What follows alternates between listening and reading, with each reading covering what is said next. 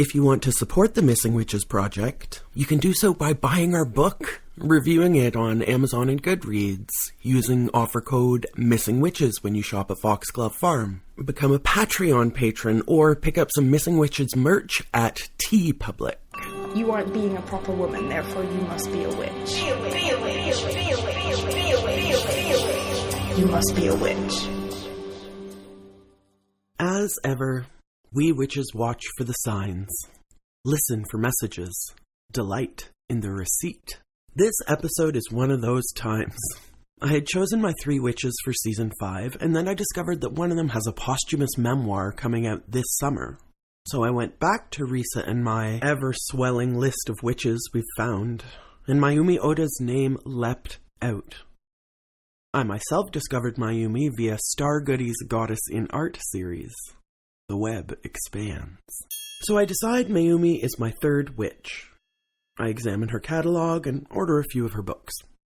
A couple days later, we get an email from a coven mate, and the listener humbly suggests an episode featuring Mayumi Oda. She's got one of her books and can send me some scans if I like. I thank the universe for this message of validation and reply that I had just already ordered the book, but thanks and yes and all that jazz. I try to get my books secondhand from indie sellers. This has its pros and cons. One of the books never arrived. I waited 3 months before requesting a refund. But which book do y'all think went missing? That's right, the very book that Coven Sis had offered. So, we dedicate this episode to goddess voices, inner and outer. To our friends we call Queen, and our ancestors we call Witch. We are dedicated to the ever-expanding web. A mind map where connections reveal themselves one at a time until, one day, hopefully, the whole spider tapestry is visible. Through Mayumi's lens, we connect the garden to the land, war and nukes to paint and silks, art to activism, Hindu gods to Buddhist monks, birth to death, and in death we return to the garden. Let's start with the 3 treasures of Buddhism: Buddha, Dharma, and Sangha. Mayumi mentions Dharma especially a lot, so we'll take some basic definitions with us as we go.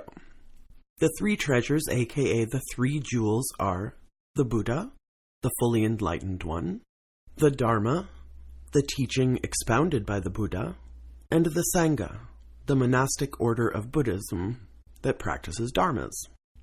In Hinduism, Devin Kowalczyk wrote, Dharma is a word without direct translation, but implies religion, duty, and righteousness. Dharma derives from a Sanskrit root word meaning to uphold or sustain. The concept behind Dharma is anything that upholds or sustains a positive order. The concept of Dharma can also be found in Jainism and Sikhism. Again, there's no direct singular definition, but can we absorb it for our purposes as divine wisdom and goodness? Purpose that flows with our sweat and encouragement toward justice and harmony? Here's an example of how Mayumi uses the term. Through working in the garden, I felt the deep Dharma moving through. We encountered impermanence and interconnectedness, nature's great teachings as everyday truth. In her book, Sarasvati's Gift, Mayumi introduces herself thusly. I was born in Tokyo, Japan in 1941, and when I was 4 years old, atomic bombs were detonated above Hiroshima and Nagasaki. Seeing news coverage of blackened, ash-covered bodies and shadow images of people imprinted on concrete with no trace of their flesh or their lives was a horror that affected me profoundly. My family had been evacuated from Tokyo before the bombings, and when I returned home 6 months later, we saw survivors of the atomic bombs, as well as severely wounded soldiers begging for alms on the streets. Some carried photos of the horrible aftermath of the atomic bombs, and from these pictures, I imagined and could even feel these horrific events. I could smell, death and hear the screams of survivors crying for help, for water, for anything to relieve their pain. Mother, they would wail. I saw this in my mind's eye for years, and when I was 7, I finally understood what had happened. I knew the inhumane and grotesque destruction of an atomic bomb. This reality of war and nuclear holocaust was the unceasing nightmare of my childhood. When J. Robert Oppenheimer, director of the Manhattan Project, had seen the first atomic fireball rise into the sky at Alamogordo, New Mexico, in July 1945, he quoted from an ancient Hindu Veda, "Now I am become death, the destroyer of worlds." Mayumi wrote, "My earliest memories are of tremendous anxiety." She spent her early childhood terrorized by the constant threat of explosions in a bomb shelter that her father and grandfather dug under their lotus pond. When evacuation became inevitable, the family went to stay with an aunt in the countryside, temporarily escaping the burdens of war. They left the city, Mayumi notes, on a spring equinox. After the bombing of Hiroshima, the Japanese emperor announced that the war had been lost. Her imperialist grandfather wept. But the emotion Mayumi recalls in that moment is relief. The war, she thought, is over. Mayumi and her family returned to Tokyo on an autumn equinox to find the crumbling rubble of their former city. Resources were few, food was scarce, and yet, in time, Mayumi's mother managed to put aside just enough money for some paper and crayons to foster Mayumi's gift, an avid artist since age 3. It is amazing that even as infants we have a primal instinct toward art making, scribbling, dancing, singing, finger painting, treating the senses. The skills can be taught and nurtured, but the instinct is primordial. Even in their poverty, Mayumi's mother recognized that it was important for her daughter to draw. Mayumi notes humbly and jovially that her art style hasn't changed much since then. Mayumi wrote, "I know that compassion and creativity can bring transformation and salvation. My life and Japan's history reflect both the brilliance and the shadows of modernity, and both have led to our current impasse. I have been an environmental and peace activist for decades, mostly in the US but also in Japan and elsewhere, and I believe we are on the edge of a cliff, standing on a precipice between global disaster on one side and a paradigm shift that can lead to immensely positive transformation on the other. The outcome is up to us. I am grateful to be alive with you at this time." She says of her book, Sarasvati's Gift, "This book is a wake-up call, a call to young people, a call for hope and action. Are you listening? The grandmothers are with us." So who is Sarasvati, and what was the title gift that Sarasvati delivered? There is a vast Venn diagram of Buddhism, Hinduism, and Shintoism. Shintoism is the most specifically Japanese, but Mayumi invokes deities from across these traditions in her work. Sarasvati is the Hindu goddess of knowledge, music, art, speech, wisdom, and learning. Sarasvati's gift to Mayumi was a message. "I sat in morning meditation in front of my Sarasvati statue, and I heard her say in a loud voice, 'Stop the plutonium shipment.' I was stunned. I took a breath and said, 'I can't do that. I'm only an artist.' She answered, 'Help will be provided.' The voice was so vivid and strong I couldn't resist, and so I determined to do something. My children were grown and on their own, and I had saved money from the sale of my goddess prints in the 1980s. This seemed like the right time to use my gifts to help the world. I determined to stop painting for a time so that I could focus totally on anti-nuclear activism." Let's trace Mayumi's path for a minute with some key markers.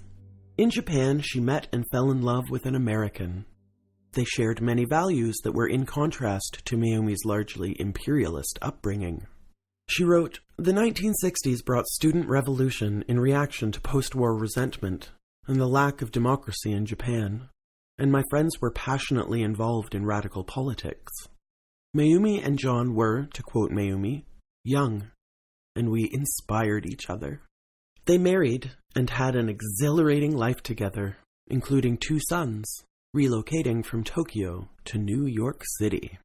She wrote, "When I became pregnant, my quest for the goddess began.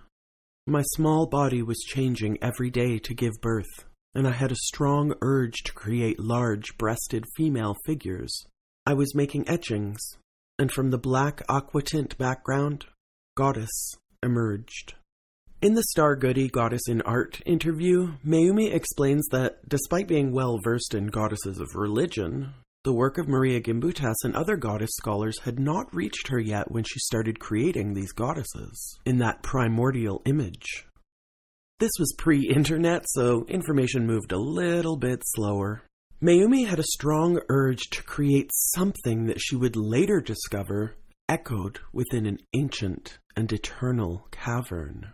Goddess images informed much of, if not most of, Mayumi's oeuvre as a visual artist, rendering male gods as female, messing with time and space. Goddesses riding bicycles and talking on telephones. Mayumi allowed her imagination to reinterpret her traditions and her beliefs.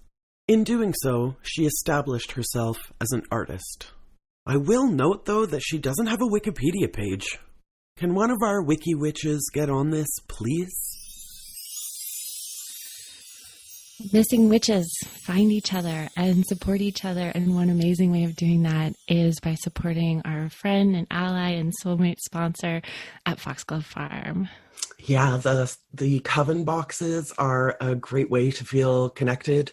Foxglove produces a lot of the stuff, the teas and the soaps, but also curates things from other witches. You know, again, some are consumables, some are things you will keep forever.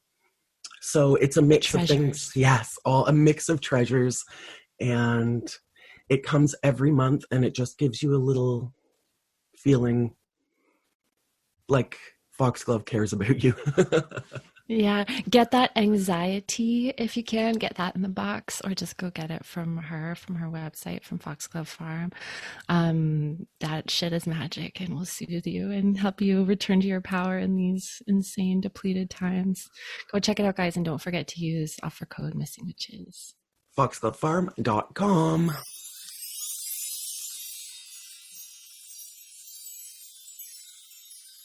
Mayumi wrote, "At a certain point, I realized the life I was leading was not right for me, and I decided to live truer to myself. It was no longer possible for me to live the life that I had been living. The urge to know myself became stronger, and I read many books on psychology, spirituality, and feminism." At age 38, Mayumi separated from John, ending her marriage. She said, "I was raised in a Buddhist family in Japan during and after World War II. My childhood revolved around seasonal Shinto rituals and Buddhist ceremonies. After the war, we were very poor and had very little material comfort. But as a child, I didn't know any different. Living in the outskirts of Tokyo, surrounded by nature, I had a very rich life. The Buddhist ethics of compassion were very important growing up in my family. My father, who was a Zen scholar, always told me that I had a Buddha nature, meaning that I could always find the person and the place within myself that I could trust. How could I find that place now? For the first time in my life, I found myself living alone with my 2 sons. I was very sad, yet I also felt ready to know who I was. In my studio, I sat for many hours, watching the shadow of the walnut tree and my own breath, asking myself, am I all right? Once in a while, the woodpecker's pecking interrupted me, and I remembered I had work to do. The happiest parts of Mayumi's childhood were spent in those rural outskirts where a persimmon tree became a friend. When I felt sad or lonely, she wrote, I used to climb the tree and put my arms around its trunk. Sometimes the tree felt more like a mother to me than my real mother. It was always there when I needed it. Oh, coven. I relate to that. When you're a kid, your space isn't yours. Under their roof, it's their rules. But that tree in the yard, that was mine. Climbing that tree was like going home. My home. 30+ years later, I'm trying to remember what I did up there. I think I just sat. When Mayumi asked, how could I find that place now? That's the place she meant, I think. In the arms of Mother Nature, who sometimes wants you to get to work, and sometimes just wants you to sit in her branches and watch her shadows trace a path across the grass. The place she found was California's Green Gulch Farm. She and John had visited there before moving back to Tokyo. Mayumi began to sense reflections in her feelings about both her homes, Tokyo and John. The frantic and fragmented city life of Tokyo and my own confusion made me miserable. I was no longer comfortable in my own country. I was also beginning to realize, sadly, that my husband and I were on different paths. I felt that John was pursuing life outwardly in his successful career, and I became increasingly interested in my internal life. We no longer had the same values. I often thought about that peaceful Zen farm I had visited in California. One day I dreamed I was living at the farm.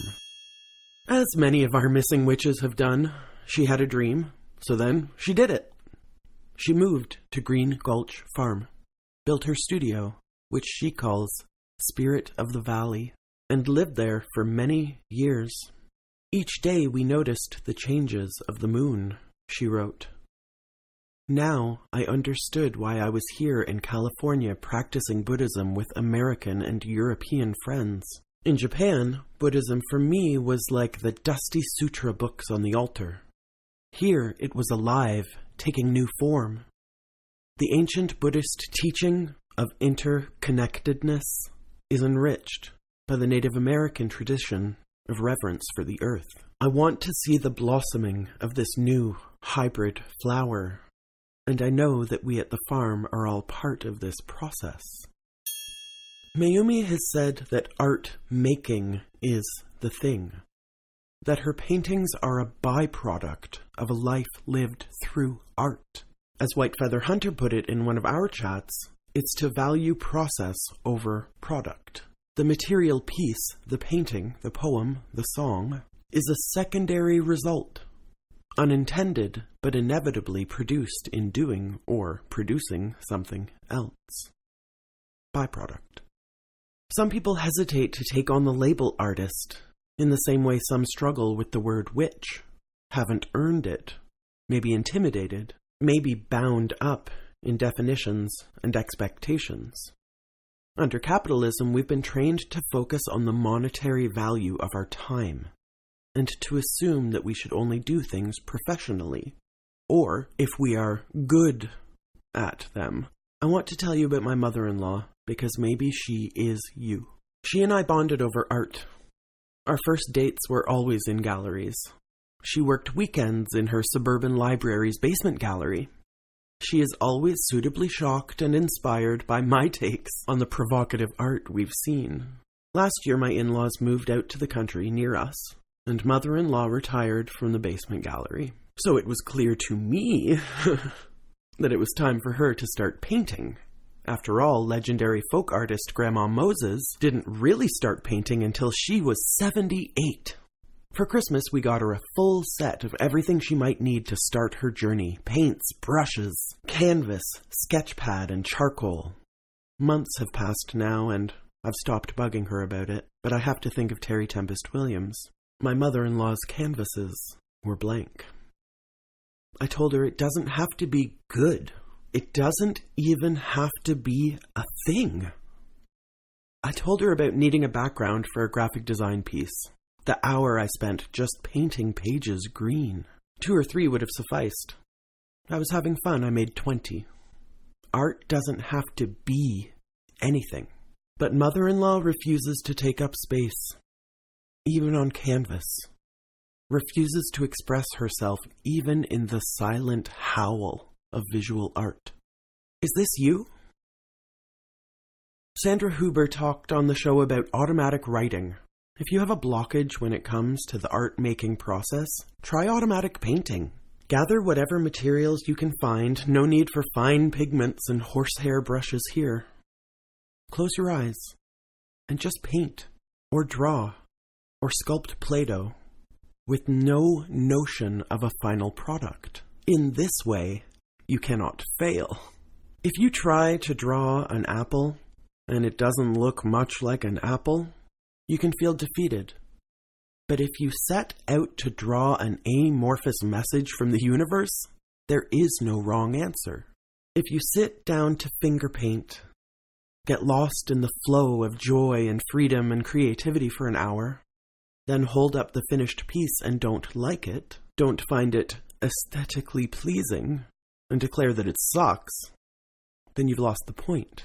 The magic was in that hour of creation, not in the split second of judgment.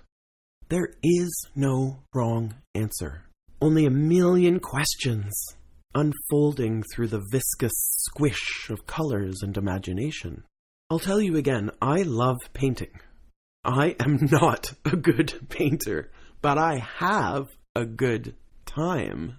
I've often said that both in art and life, I'm more of a Jackson Pollock than a Seurat, more likely to throw a bucket of paint than to spend years meticulously pointillizing a beach scene from teeny tiny dots.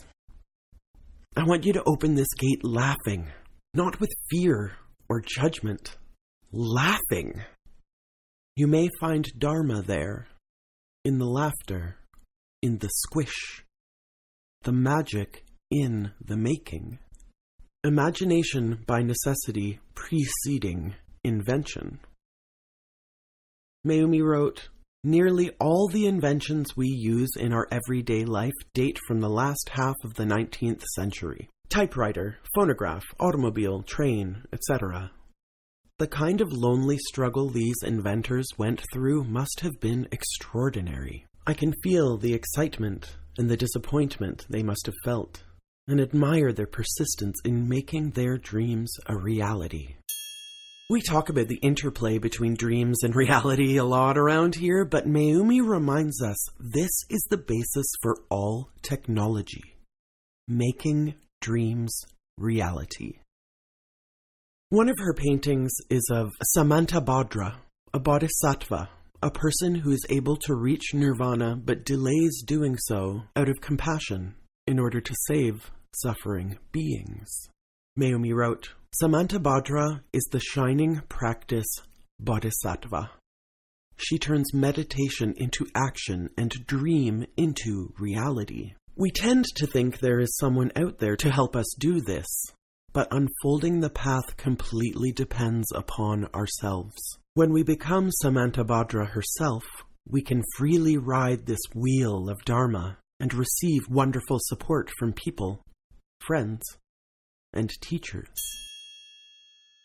Mayumi is probably harvesting daikon at her current home, Ginger Hill Farm in Hawaii, as we speak. There she holds goddess workshops and continues her battle against the plutonium trade, the dropping of the atomic bombs on Japan in 1947, and the Fukushima nuclear disaster of 2011, echoing in her personal and global history. She has come to be known as the Matisse of Japan. Normally we end these episodes with a quote from our featured witch. Today I'm going to take it one step further and leave you with a full story from Mayumi's memoir, I Opened the Gate Laughing, a tale called The Deer's Path.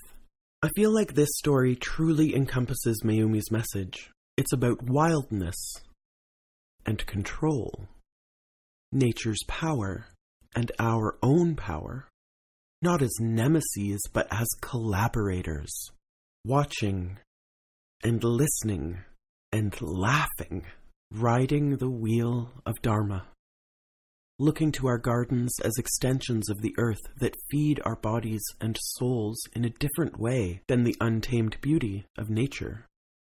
We are forest. We are garden. We are artist.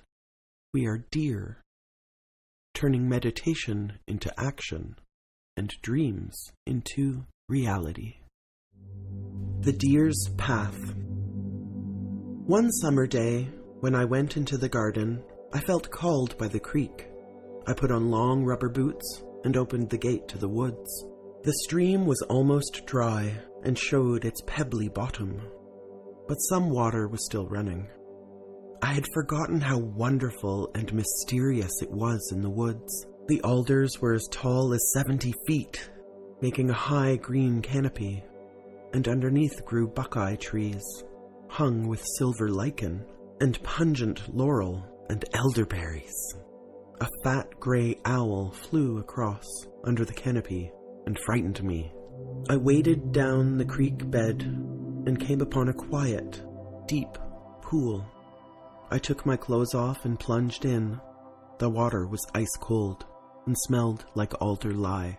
Floating, I noticed at the muddy corner of the pool many deer footprints, small and large, sliding into the water. A family of deer must have come here to drink, I thought. The place felt sacred and protected, and I even thought I could smell the musky scent of their bodies. I could see the path they used to come through the woods. Then I realized I was following the path, through bushes, pushing aside ferns and prickly nettles, passing old fallen trees that were decaying and turning into soil. I was amazed how moist and soft the ground was. The path became narrow and low, and I had to bend down to walk through. Suddenly, I was on the other side of the fence.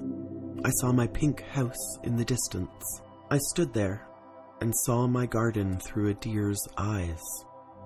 The garden that I loved so much looked ridiculous to me.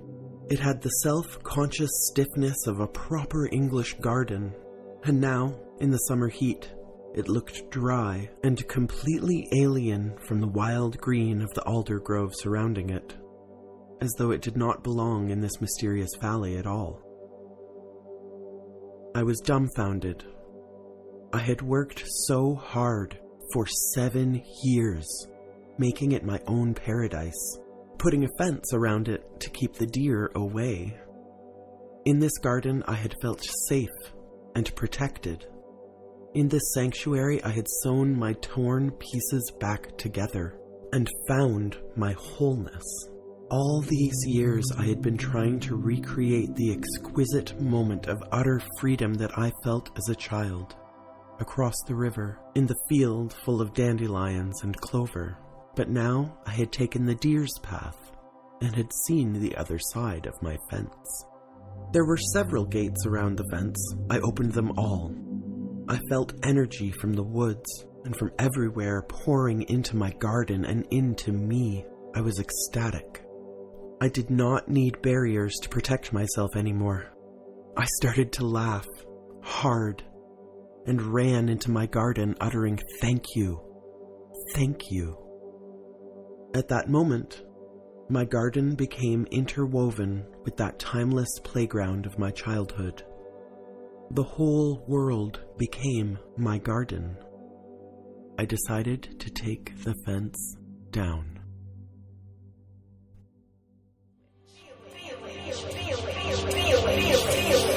You must be a witch. If you want to support the Missing Witches Project, you can do so by buying our book, reviewing it on Amazon and Goodreads, using offer code Missing Witches when you shop at Foxglove Farm, become a Patreon patron, or pick up some Missing Witches merch at TeePublic.